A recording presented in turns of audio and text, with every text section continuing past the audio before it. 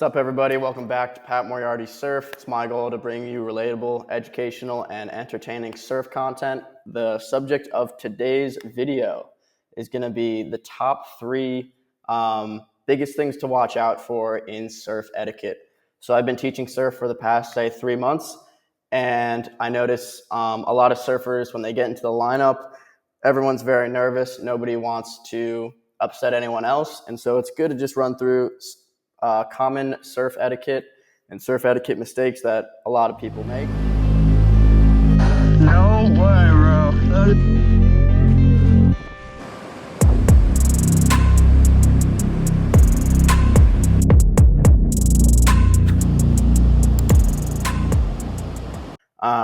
And this is a little compilation of dudes getting dropped in on. As you can see, nasty drop in. Another nasty drop in, a double drop in. And then that dude, doesn't even do much with the wave. Another nasty drop in. So now what I want you guys to understand is what is a drop in, right? So the drop in is when someone on the shoulder of the wave, so over here, drops in on a wave while someone on the inside, closer to the peak, is already up and standing.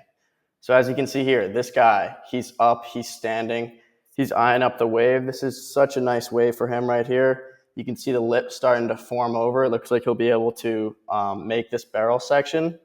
However, this dude right here was going.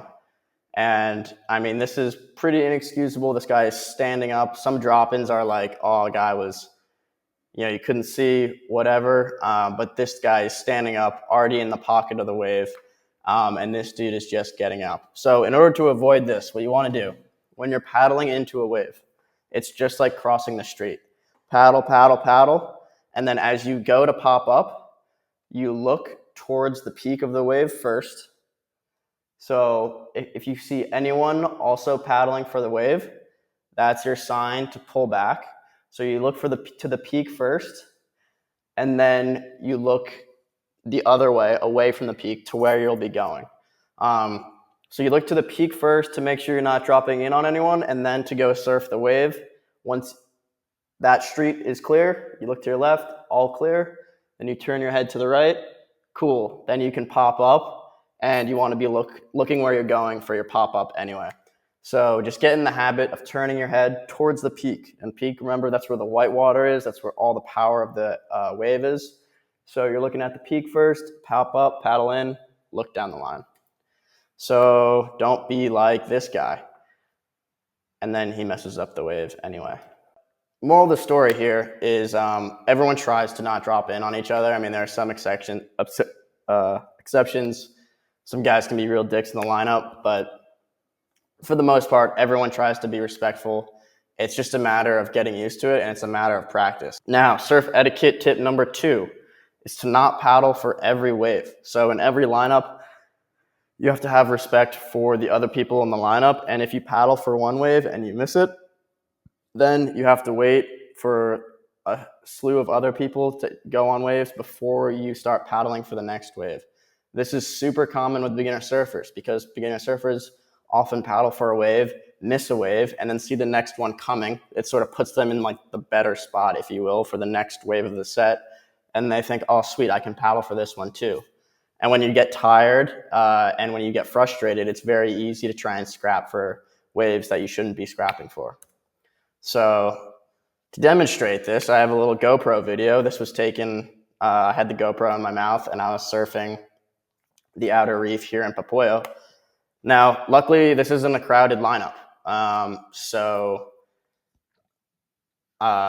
was essentially by myself. There were a few guys on the inside, but I was waiting outside for these set waves. And I paddled for this first wave. As you can see, wasn't able to catch it. And then I didn't have any infractions with the lineup or anything like that, but the ocean made me pay the price because I got caught inside right there and got tossed all the way back. Now, surfing etiquette number 3 is paddling into a lineup where you shouldn't be.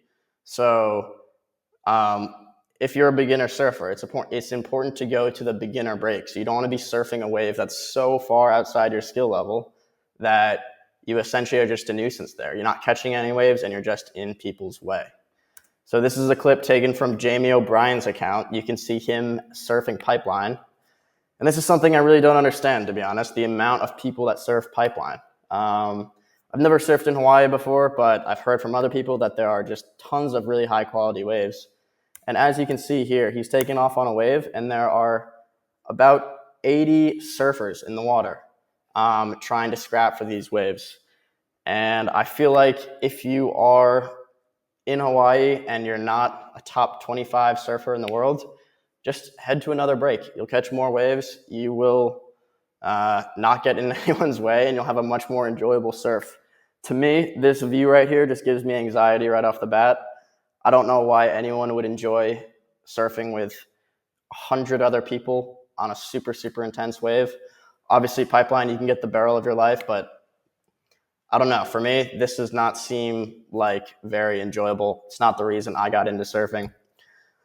But as you can see, Jamie O'Brien riding on a foam board, able to get a absolutely sick barrel. So that's a good way to conclude the episode of Pat Moriarty Surf. To conclude, our top three themes are: do not drop in on anyone, do not paddle for every wave, wait your turn, and number three, only surf the lineups that are equal to your skill level. If you're a beginner, surf beginner waves. Intermediate wave, advanced, surf advanced waves. So there you go, guys. Thanks for tuning in to another episode of Pat Moriarty Surf. If you found this video educational, entertaining, or relatable, please make sure to like, subscribe, and leave a comment. It's been super cool seeing the reach I've been able to get this past 2 to 3 weeks. I've gotten more subscribers in the past week than I did my first 2.5 years of creating a YouTube channel. So it's super exciting for me. I hope to keep up the momentum. And thanks for tuning in, guys, and I'll see you next time.